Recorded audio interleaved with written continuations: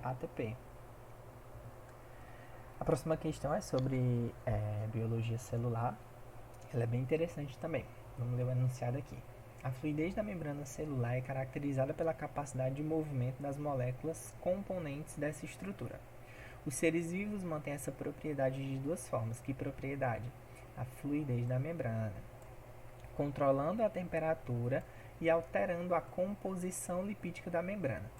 Neste último aspecto, ou seja, na composição lipídica da membrana, o tamanho e o grau de insaturação das cadeias hidrocarbônicas dos fosfolipídios, conforme representados na figura, influenciam significativamente a fluidez.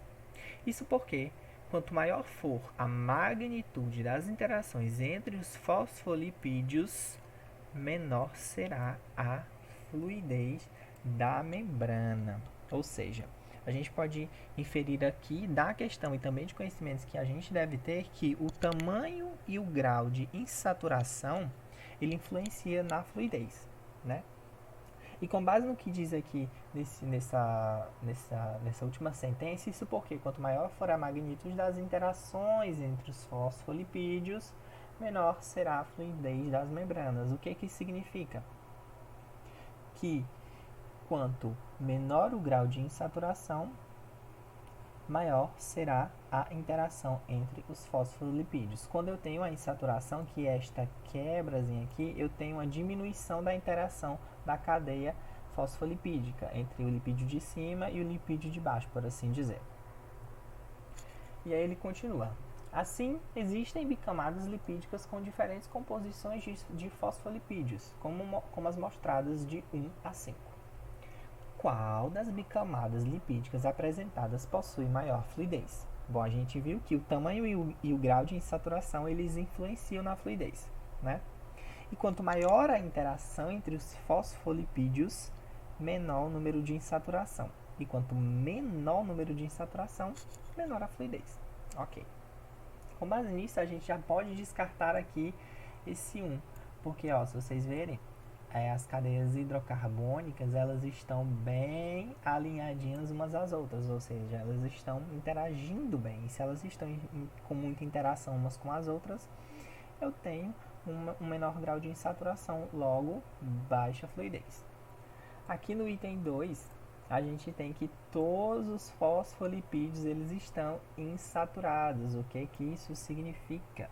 Que a interação entre esses fosfolipídios é baixa. Logo, essa membrana ela vai apresentar uma ótima fluidez. O item 3, a gente pode inferir então que aqui no item 3 é uma fluidez intermediária, porque eu tenho tanto interações que estão indo muito bem, quanto cadeias insaturadas. Então tem uma fluidez intermediária, mais ou menos. Aqui no item 4, a gente tem uma cadeia longa, né? E a gente viu que cadeias longas, elas tendem a ser menos fluidas, viu? Gravem isso na cabeça de vocês. Cadeias longas de fosfolipídios, elas tendem a ser menos fluida.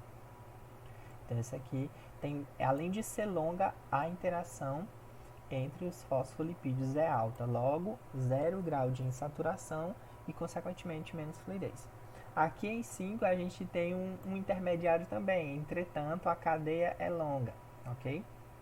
É uma espécie de mistura aqui entre o 3 e o 4. Então a alternativa correta, letra B de bola, né? Essa segunda camada fosfolipídica que ela representa muito bem uma membrana com maior fluidez. Essa questão aqui de evolução das plantas ela é muito interessante e ela tem uma pegadinha que matou muita gente no dedo nesse Enem de 2019. Vamos ler o enunciado.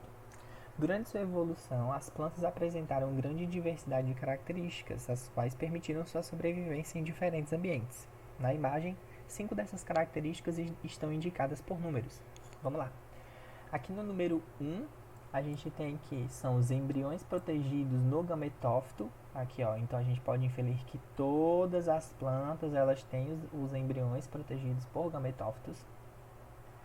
No item 2, a gente vai ter os tecidos condutores verdadeiros, ou seja, os vasos condutores. Quem vão ter os vasos condutores? As pteridófitas. Ó, vou até botar aqui que esses dois grupos a gente vai considerar eles um grupo só, que nós vamos chamar aqui de pteridófitas, é um termo genérico para estes dois grupos. As gimnospermas também vão ter tecidos condutores verdadeiros e as angiospermas também. Aqui também eu vou só marcar para vocês saberem que hepáticas, antálceros e musgos, eles estão dentro do grupo genérico Bryophytes, tá? Isso tudo aqui é um grupo só, assim como esse aqui também. No item 3 a gente vai ter a formação do tubo polínico, que aqui tem essa característica, angiosperma, gimnosperma e angiosperma.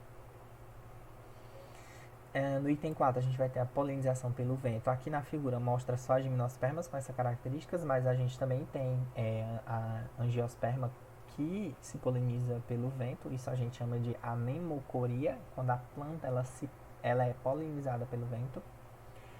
E produção de frutos, que é uma característica exclusiva das angiospermas, assim como a presença de flores. Lembrem-se sempre, toda planta com flor é angiosperma. E se a planta tem flor, ela vai ter fruto, ok? A aquisição evolutiva que permitiu a conquista definitiva do ambiente terrestre pelas plantas está indicada pelo número. Bom, a gente pode inferir que para as plantas elas estarem no ambiente terrestre, elas precisaram desenvolver um mecanismo que fizessem com que, além delas pegarem a água do solo, essa água ela teria que percorrer até as partes superiores da planta. E que característica possibilitou isso? Os vasos condutores. Então a gente vai e marca aqui a letra B, tá certo? Não, não tá certo, tá errado. Essa questão aqui tá errada. E eu vou dizer aqui para vocês o porquê que ela está errada.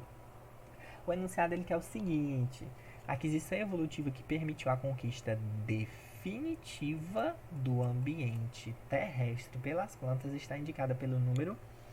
Apesar de as pteridófitas elas estarem muito bem adaptadas ao ambiente terrestre, né? Se você ver aqui uma samambaia, ela está muito bem adaptada ao ambiente terrestre, elas ainda precisam de água para se reproduzir.